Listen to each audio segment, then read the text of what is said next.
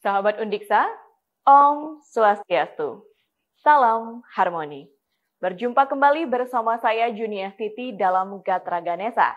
Sejumlah informasi terupdate dan terpercaya telah kami siapkan untuk Anda, di antaranya. Ranking versi Webometric, Undiksa masuk 50 besar nasional.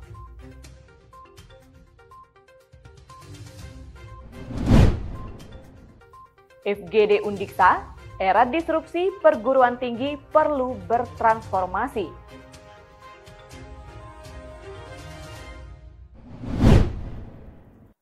Dari kawasan Udayana lantai 2 Gedung Rektorat Universitas Pendidikan Ganesha, saya Juniastuti mengucapkan selamat menyaksikan.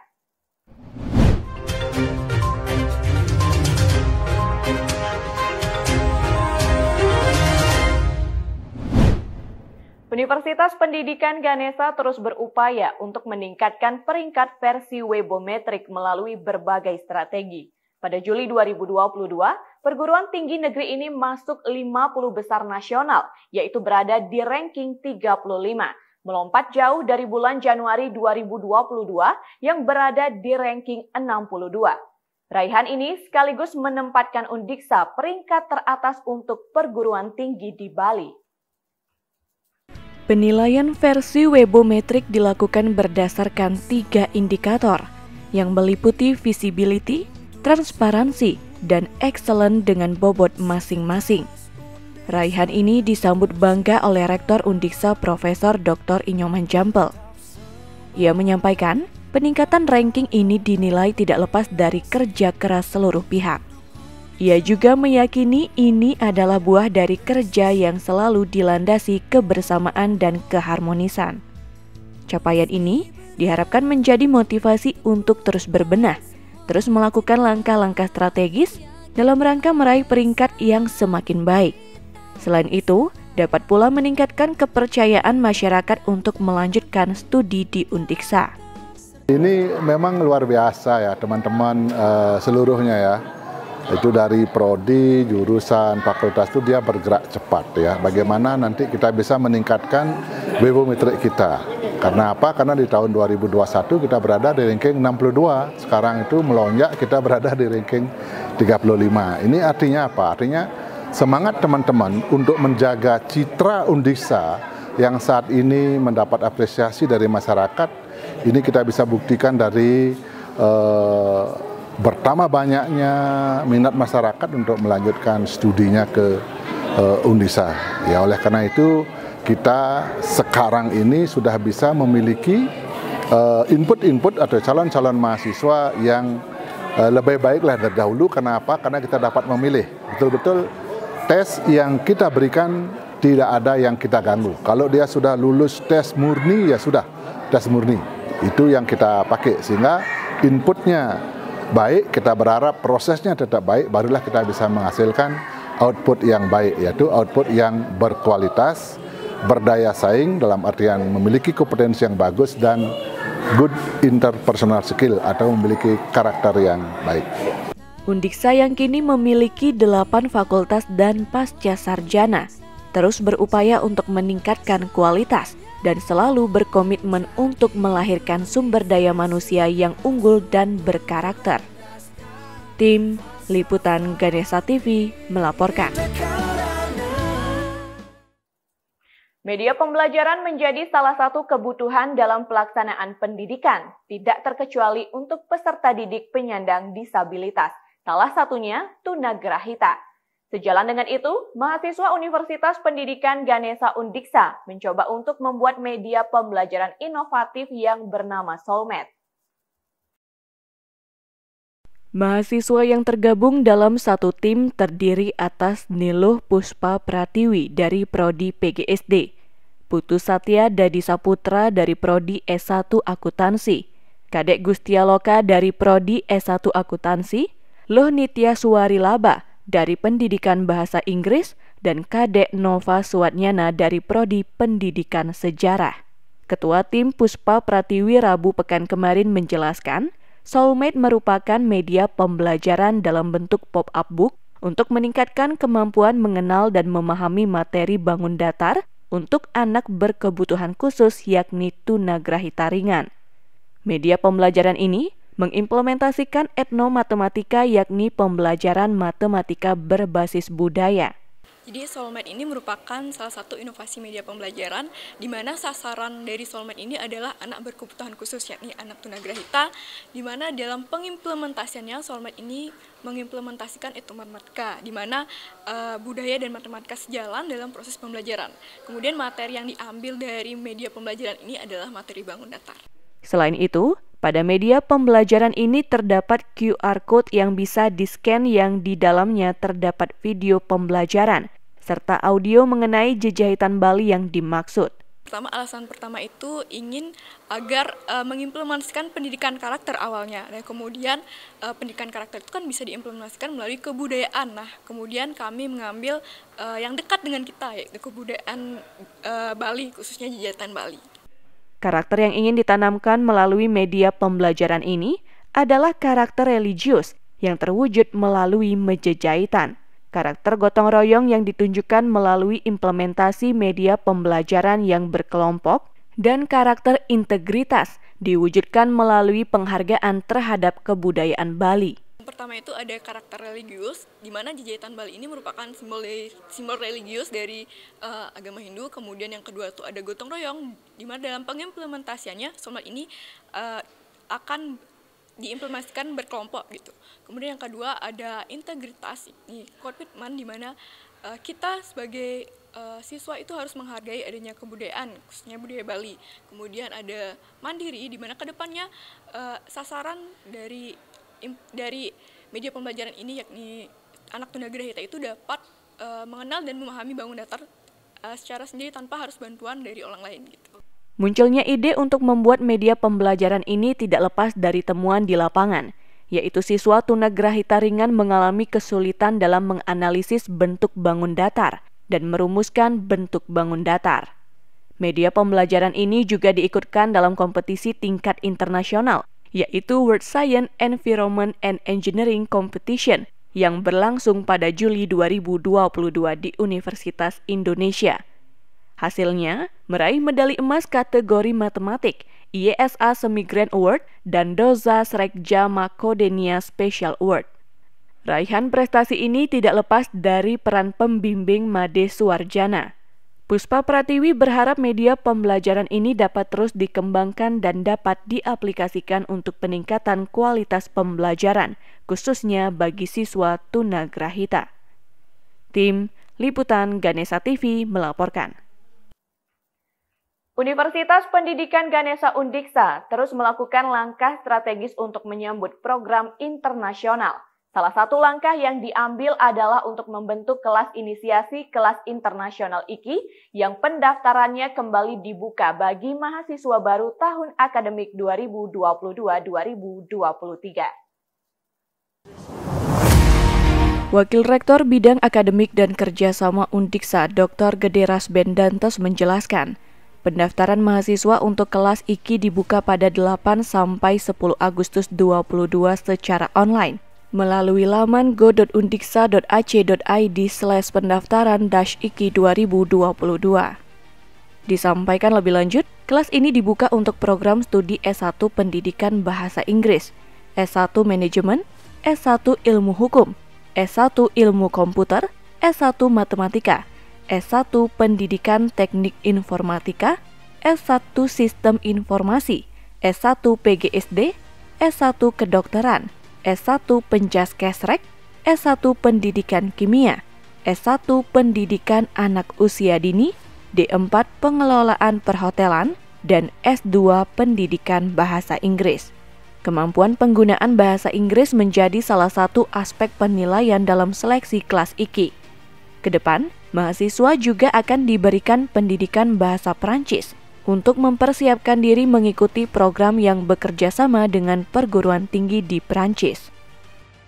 Nah, di tahun 2022 ini, inisiasi kelas internasional dibuka untuk 14 program studi. Nah, 14 IKI ini kami akan lakukan seleksi, Jadi bagi para mahasiswa baru yang berminat akan masuk ke inisiasi kelas internasional, bisa mendaftarkan diri. Kami akan buka dari tanggal 8 sampai tanggal 10. Kemudian tanggal 12 sampai tanggal 13 kami akan melakukan English Proficiency Test sebagai salah satu indikator seleksi untuk Anda bisa masuk ke inisiasi kelas internasional. Nah, apa benefit dari mahasiswa-mahasiswa yang berada di inisiasi kelas internasional ini? Yang pertama adalah Anda akan memiliki privilege, Anda akan memiliki peluang, ya, prioritas untuk mengikuti program-program internasional yang dimiliki oleh Undiksa. Seperti misalnya Fast Track Program, yaitu 3+2 Program. Kerjasama Undiksa dengan beberapa mitra di luar negeri. Salah satunya adalah Mingchi University of Technology di Taiwan, kemudian dengan La Rochelle University di Prancis. Kemudian kelas internasional juga memiliki prioritas atau memiliki peluang untuk bisa mendapatkan double degree, misalnya dengan Onje University untuk program studi D4 perhotelan.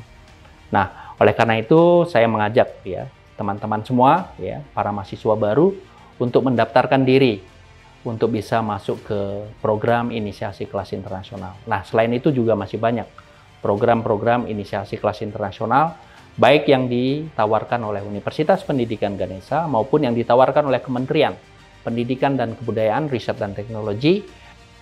Mahasiswa yang mengikuti kelas ini akan mendapatkan prioritas dalam berbagai program luar negeri.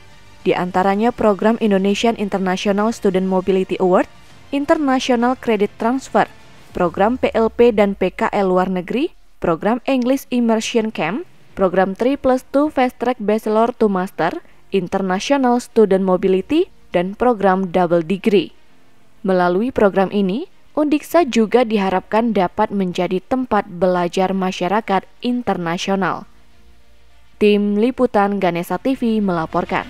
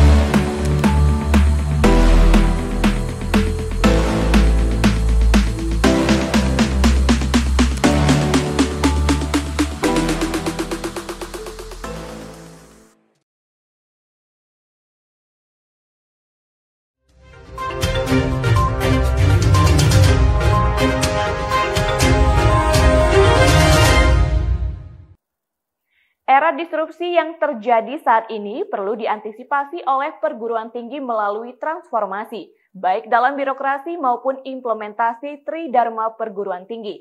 Hal tersebut ditegaskan dalam fokus grup discussion FGD yang diselenggarakan Universitas Pendidikan Ganesha Undiksa di Kuta Kabupaten Badung Sabtu malam. FGD ini menghadirkan narasumber staf khusus Wakil Presiden Republik Indonesia bidang reformasi birokrasi, Profesor DRS Haji Muhammad Nasir, staf dosen Universitas Gadjah Mada, Profesor Ainun Naim, Direktur Jenderal Pendidikan Tinggi Riset dan Teknologi Kemendikbudristek Profesor Insinyur Nizam secara luring, dan Deputi SDM Aparatur Kemenpan RB Dr. Insinyur Alex Denny secara daring. Dalam paparannya, Profesor Ainun Naim membawakan topik terkait pendidikan masa depan. Dosen yang juga sempat menjabat sebagai Sekretaris Jenderal Kementerian Pendidikan dan Kebudayaan ini menyampaikan, perguruan tinggi harus melakukan perubahan dalam menghadapi masa disrupsi, baik itu menyangkut birokrasi maupun pelaksanaan Tridharma perguruan tinggi. Yang harus dilakukan oleh perguruan tinggi menghadapi masa disrupsi itu ya melakukan perubahan. Ya. Perubahan itu baik menyangkut birokrasinya, kemudian juga proses bagaimana dia melakukan Tridharma, bagaimana mendidik, bagaimana meneliti, mengabdi masyarakat itu harus berubah sesuai dengan ya tantangan zaman, khususnya terkait dengan evolusi industri keempat. Hal senada disampaikan Profesor Nasir. Di era disrupsi, perguruan tinggi harus melakukan perubahan yang lebih cepat. Ia yang membawakan materi transformasi pendidikan tinggi menuju universitas yang unggul dan berdaya saing, menilai perlu ada gerakan bersama dari perguruan tinggi untuk melakukan perubahan, termasuk perubahan pada aspek pembelajaran yang harus merujuk pada kebutuhan pasar. Artinya, lulusan perguruan tinggi nantinya dapat terarah dan mampu menghadapi persaingan. Perguruan tinggi harus melakukan perubahan yang lebih cepat. Yang saya lihat perguruan tinggi secara umum yang ada di Indonesia itu enggan untuk melakukan perubahan. Ini yang dalam ini harus berubah total di dalam cara pandang, cara melihat. Maka tadi saya sampaikan tulisan buku yang telah ditulis oleh Otto Scharmer, yaitu yang terjadi adalah close mind, close heart, close willing. Maka kita harus berubah, harus open mind, open heart, open willing. Artinya apa? Dunia udah berubah, jangan perguruan tinggi tetap. Maka dari itu metodologi sistem yang ada di dalam pembelajaran harus kita berubah dan sesuai dengan kebutuhan pasar. Jadi program studi yang sudah ada ini harus selalu kita lihat demand drive-nya bagaimana, pasarnya bagaimana, usernya bagaimana. Jangan kita memproduksi tetapi usernya nggak ada, ini problem. Nah, oleh karena itu teknologi yang berubah, kita harus melakukan perubahan, dosen pun harus berubah, pimpinan harus berubah. Ini menghadapi situasi ini. Mungkin itu yang bisa kita lakukan. Mau tidak mau harus kita berubah, beradaptasi dengan perkembangan dunia ini. Sementara itu, Profesor Nizam yang membawakan topik transformasi pendidikan tinggi melalui paradigma Merdeka Belajar Kampus Merdeka menyampaikan, dalam mentransformasi pendidikan pada era disrupsi teknologi ini, salah satu pendekatan yang dilakukan adalah dengan mentransformasikan mahasiswanya. Hal ini oleh kementerian telah diakomodasi melalui kebijakan Merdeka Belajar Kampus Merdeka MBKM. Ya, di era disrupsi ini namanya juga disrupsi, ya kita harus berani untuk terdisrupsi dan mendisrupsi diri. Kalau kita tidak ingin didisrupsi oleh perubahan zaman, ini perguruan tinggi nomor satu harus berani berubah, berani meninggalkan zona nyaman dan melangkah ke depan. Cuma diam di tempat akan ketabrak. Kira-kira apakah sudah ada atau mempersiapkan grand design terhadap hal ini? Ya, salah satu pendekatan dari kementerian adalah dengan mempromosikan mahasiswanya. Transformasi. Ketika transformasi, mahasiswanya MBKM mereka bersama mereka adalah baik karena transformasi tadi terjadi mulai dari masyarakat. Undiksa sebagai salah satu perguruan tinggi negeri di Indonesia sudah melakukan langkah-langkah strategis menghadapi era disrupsi. Tidak hanya dengan memaksimalkan implementasi MBKM dalam rangka memberikan pengalaman lebih luas bagi mahasiswa, tetapi juga mempersiapkan kurikulum yang relevan. Undiksa menginginkan para lulusan memiliki sikap kritis, kreatif, kolaboratif, dan berkarakter. Hal ini sering ditekankan oleh Rektor Profesor Dr. Inyoman Jampel. Peningkatan kualitas juga dilakukan Undiksa dalam birokrasi dengan penguatan kapasitas sumber daya manusia yang dimiliki. FGD ini diikuti oleh sejumlah rektor dan wakil rektor perguruan tinggi negeri yang berstatus sebagai lembaga pendidikan tenaga kependidikan LPTK, pimpinan sejumlah perguruan tinggi di Bali, dan pimpinan Fakultas Pasca Sarjana Undiksa. Tim Liputan Ganesha TV melaporkan. Universitas Pendidikan Ganesha menggelar evaluasi terhadap pelaksanaan pendalaman materi untuk program pendidikan profesi guru dalam jabatan PPG Daljab kategori 1 tahun 2022 Jumat pekan kemarin.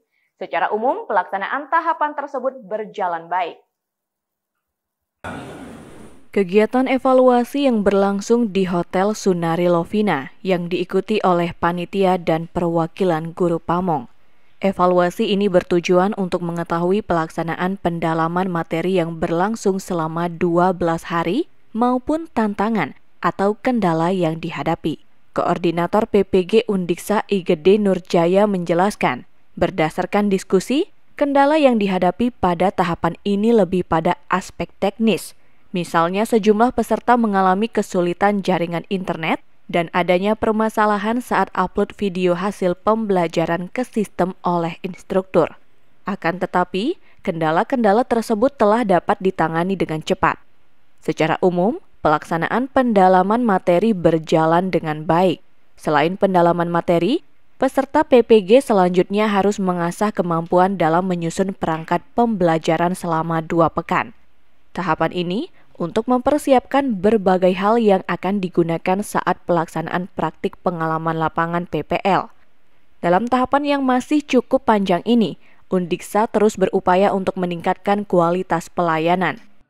Dan persiapan yang utama sebetulnya yang kita lakukan sekarang adalah untuk menyambut perkuliahan pengembangan perangkat pembelajaran. Nah itu kan waktunya 14 hari ya. 14 hari dan tiap kelas dibagi menjadi 3 kelompok. Ini membutuhkan energi yang lebih tinggi, ya.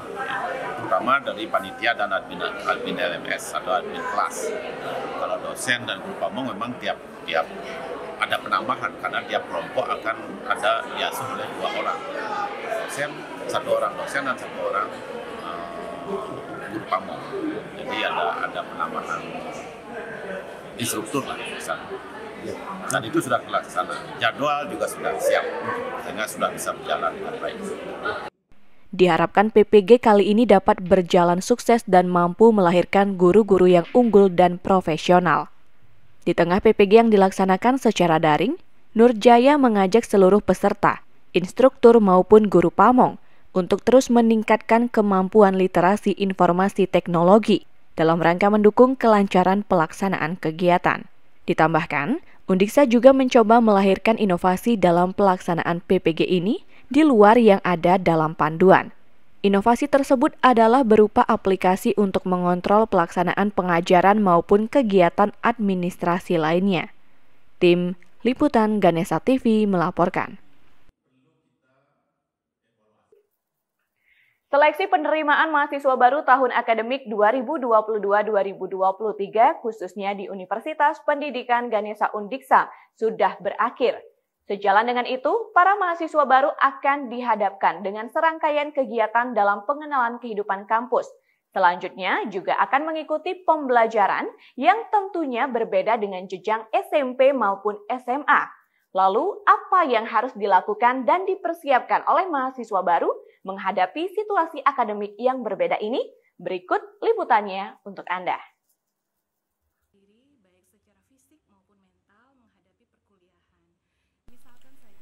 Kepala UPT Layanan Bimbingan dan Konseling Undiksa Dewi Arum Widianti Metra Putri Kamis pekan kemarin mengatakan aktivitas pembelajaran yang dilaksanakan di perguruan tinggi merujuk pada perkembangan individu yang memasuki masa remaja dan beralih ke masa dewasa awal. Pada kondisi ini, tentunya pembelajaran di perguruan tinggi akan berusaha menstimulasi perkembangan dari aspek kognitif, afektif, maupun psikomotor dari para mahasiswa baru. Hal ini menjadi tantangan tersendiri bagi mahasiswa baru melakukan penyesuaian diri, baik secara fisik maupun mental dalam menghadapi perkuliahan yang menuntut untuk mengembangkan cara berpikir yang lebih kritis, lebih rasional, kemudian juga mempertajam logika. Selain itu, juga mampu mengembangkan kemandirian, menjadi bertanggung jawab, dan adanya keterampilan interpersonal yang lebih baik dari sebelumnya. Perkuliahan di perguruan tinggi ini menuntut mahasiswa untuk mengembangkan cara berpikir yang lebih kritis, lebih rasional, kemudian juga mempertajam logika.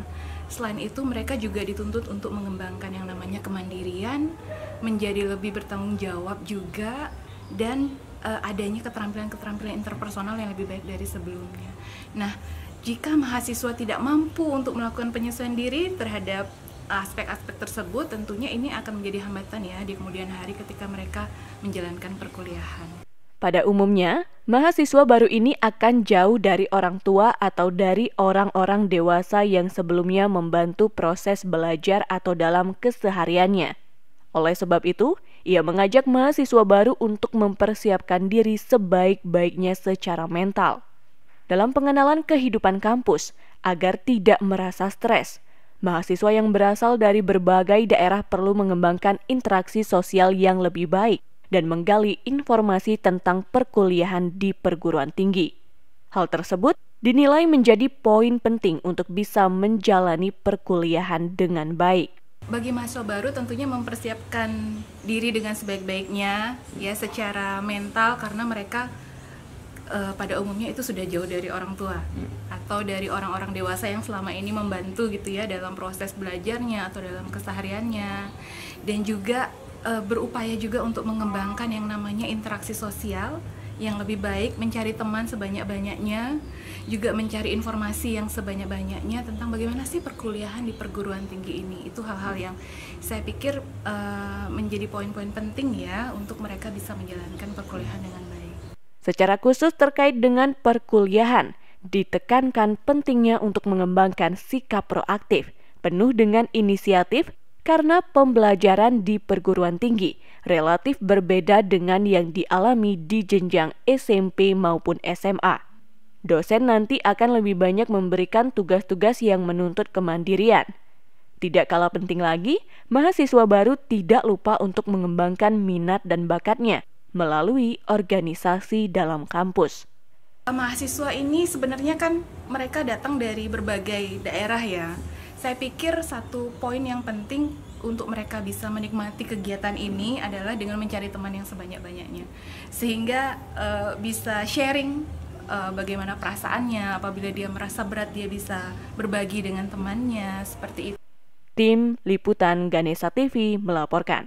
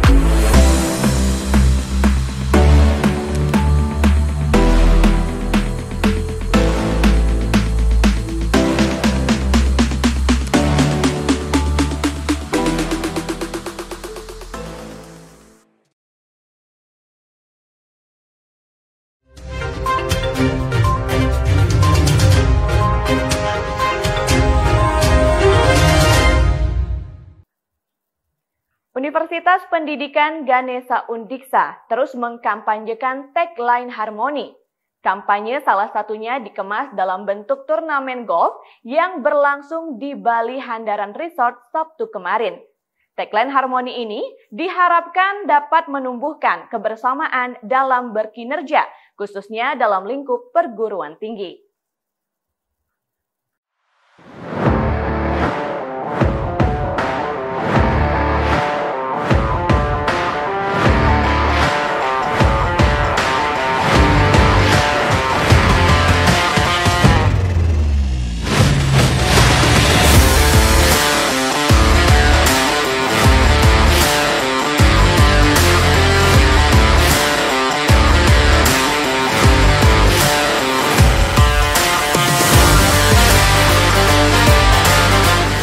Turnamen ini diikuti oleh puluhan pemain, di antaranya PLT Direktur Jenderal Pendidikan Tinggi Riset dan Teknologi Kemendikbudristek Profesor Insinyur Nizam beserta jajarannya, rektor beserta wakil rektor sejumlah perguruan tinggi.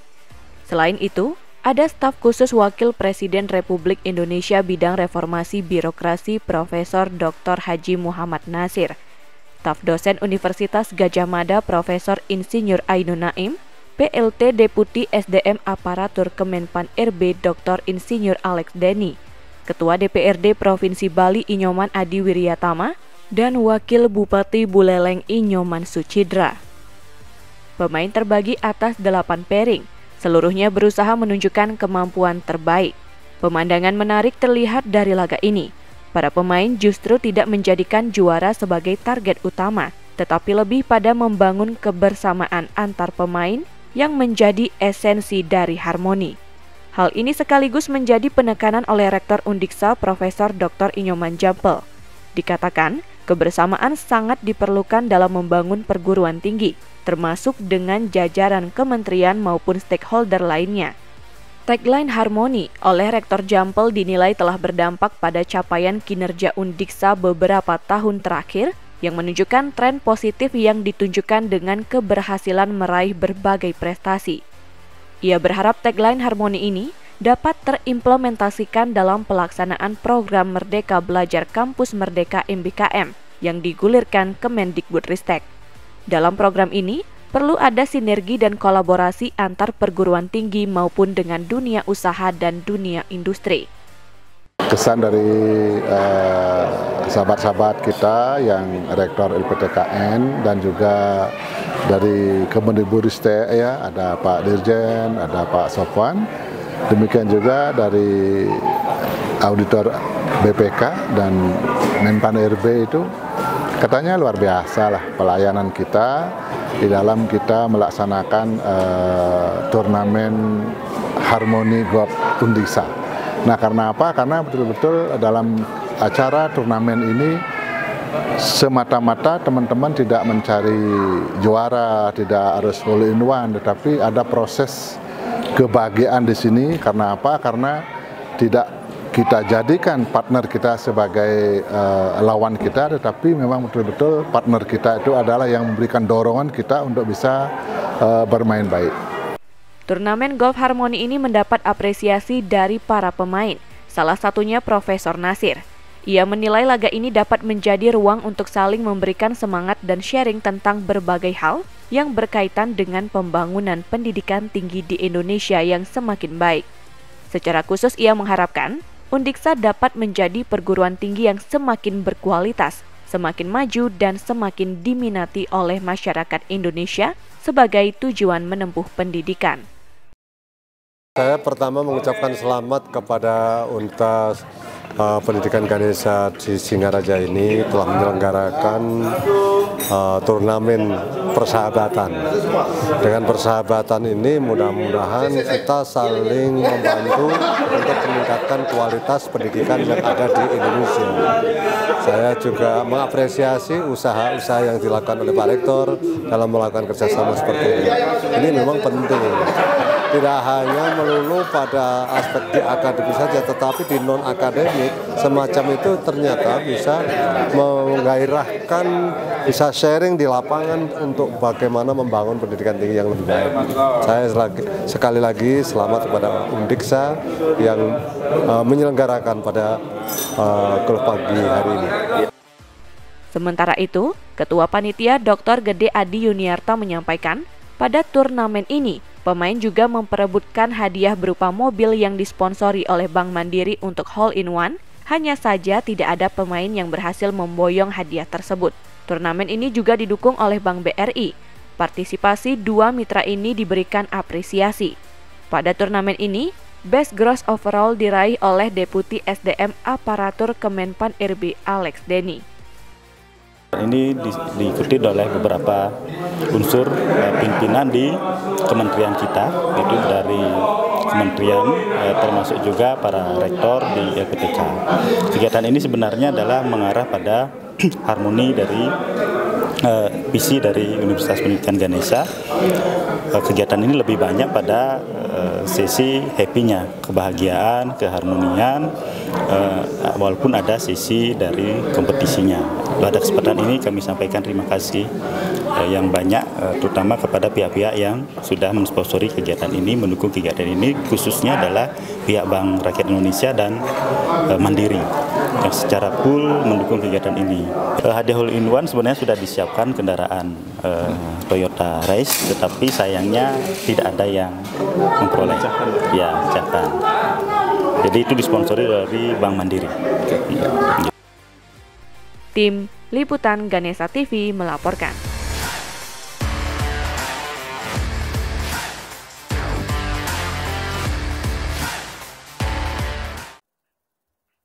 Universitas Pendidikan Ganesha Undiksa kembali menyelenggarakan pelatihan peningkatan keterampilan dasar teknik instruksional. Kegiatan ini dibuka oleh Wakil Rektor Bidang Akademik dan Kerjasama Undiksa Dr. Gede Rasben Dantes di ruang seminar Fakultas Kedokteran Universitas Pendidikan Ganesha Senin 8 Agustus. Peserta diajak untuk mampu adaptif terhadap perkembangan teknologi.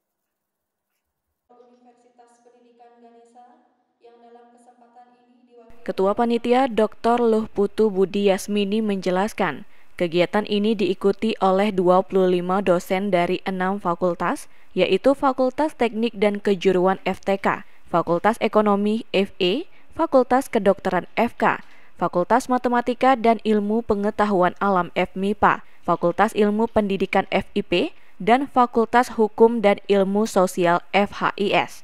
Pelatihan dilaksanakan sampai 14 Agustus 2022.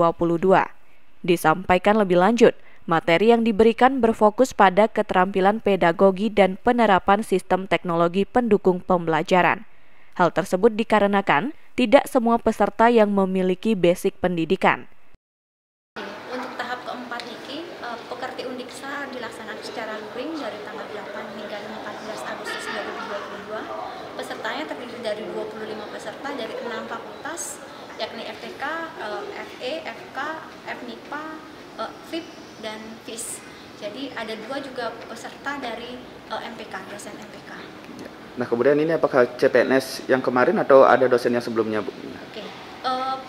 Pada seluruh peserta, 15 merupakan dosen kontrak dan 10 peserta dari CPNS dan PNS.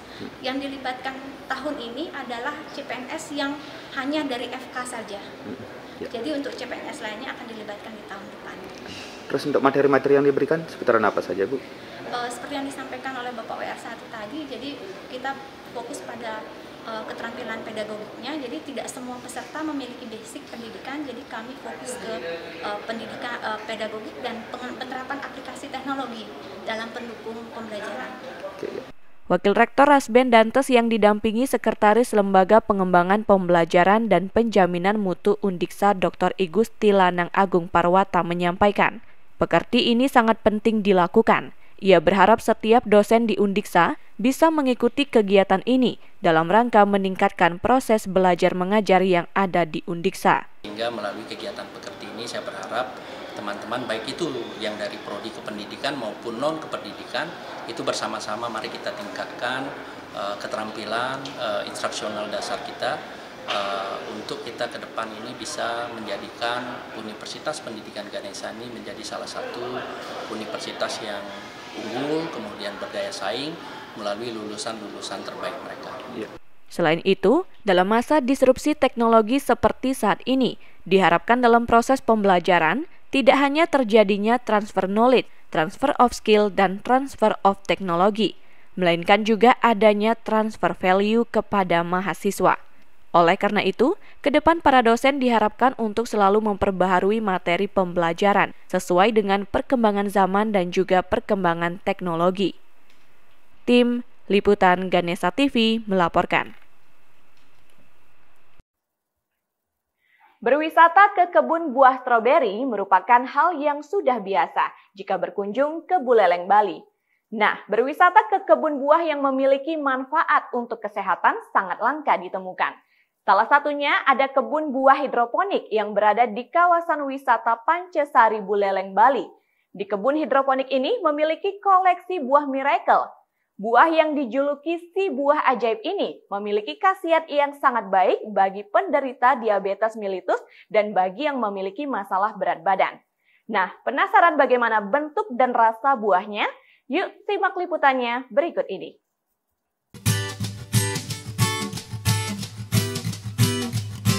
Buah miracle atau dijuluki si buah ajaib ini merupakan buah yang berasal dari benua Afrika.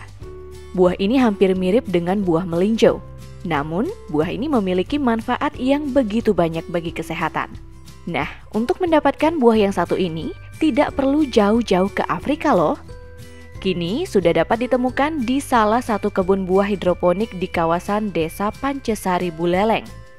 Di kebun Wiwanda Agro ini, kini mulai mengoleksi berbagai jenis tanaman langka yang memiliki berbagai khasiat untuk kesehatan. Pengembangan buah miracle ini dilakukan sejak 2 tahun lalu. Pohon buah miracle baru mulai menghasilkan buah ketika memiliki tinggi 1-3 meter.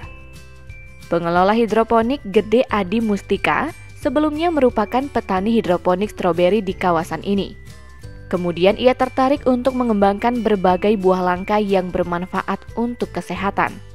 Mustika menjelaskan, manfaat si buah ajaib ini salah satunya membantu menurunkan risiko diabetes, membantu bagi penderita penyakit kronis yang usai menjalani kemoterapi, serta sangat baik bagi yang mengalami kegemukan. Buah miracle memiliki daging yang sangat tipis. Saat dikonsumsi, ada rasa asam seperti buah stroberi dan juga manis yang luar biasa, tetapi tidak akan menyebabkan kenaikan kadar gula darah. Di sini ada miracle fruit atau buah ajaib. Itu buah ajaib itu menghilangkan semua rasa kecut menjadi manis. Sekecut apapun yang dimakan, semuanya akan manis. Ini sangat cocok untuk teman-teman yang diabetes karena akhirnya bisa menikmati buah kecut jadi enak, tidak berpengaruh dengan perlu gula tambahan lagi. Buah ini aslinya dari Afrika. Dari pengembangannya memang sangat sulit karena ini memang buah langka. Ini datang dari Afrika, terus dikembangkan oleh teman-teman kami di Buah Langka di Bogor. Sekarang jadi berkembang di Wiwanda, jadi ikon di tempat kita. Setiap orang dapat miracle jadinya sangat puas dengan stroberi. Stroberi yang hijau pun akan jadi manis semua. Jadi nggak tergantung sama Sachinoka saja yang sudah manis. Tapi ini stroberi jumbo, stroberi yang agak kecut, ada sweet star yang kecut, semuanya akan jadi manis selama 40 menit.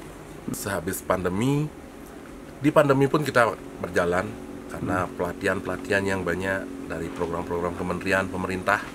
Tapi setelah pandemi ini semakin hidup karena banyak travel-travel yang kembali lagi. Seperti sebelum pandemi, kami berbanyak bergabung ke travel-travel baru juga. Sekarang pun ini seminggu ini pun ada sampai 15 travel yang bergabung untuk join tempat kita.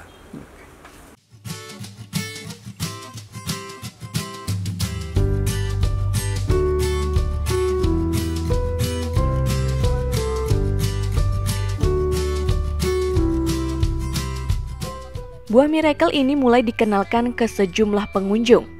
Tidak hanya buah miracle, di kebun hidroponik ini terdapat beberapa buah langka lainnya, seperti sawo hitam yang kaya akan beta karotinnya. Tidak hanya itu, Di kebun ini juga memiliki berbagai jenis tanaman buah stroberi. Buah stroberi yang menjadi primadona adalah stroberi Sachinoka, yang memiliki warna putih namun memiliki rasa yang sangat manis.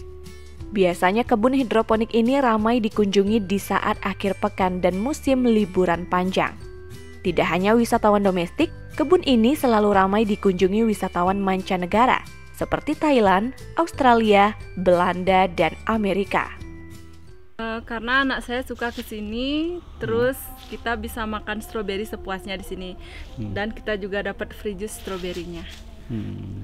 Tapi dibandingkan stroberi lain gimana yang di sini? Lebih suka yang di sini sih. Di sini memang tempat favorit. Favorit ya? Ya, setiap liburan gitu. Kalau liburan saya ke sini. Untuk masuk ke kawasan kebun hidroponik ini, para pengunjung hanya cukup merogoh kocek sebesar Rp50.000 untuk tiketnya.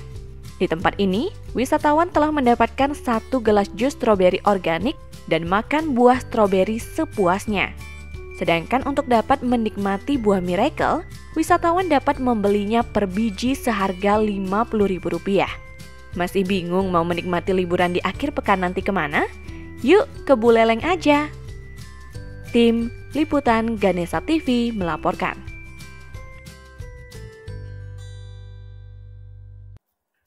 Informasi tadi sekaligus mengakhiri perjumpaan kita dalam Gatra Ganesha. Saya Junia Siti pamit undur diri, tetap patuhi protokol kesehatan. Sampai jumpa. Om Santi Santi Santi Om. Salam harmoni.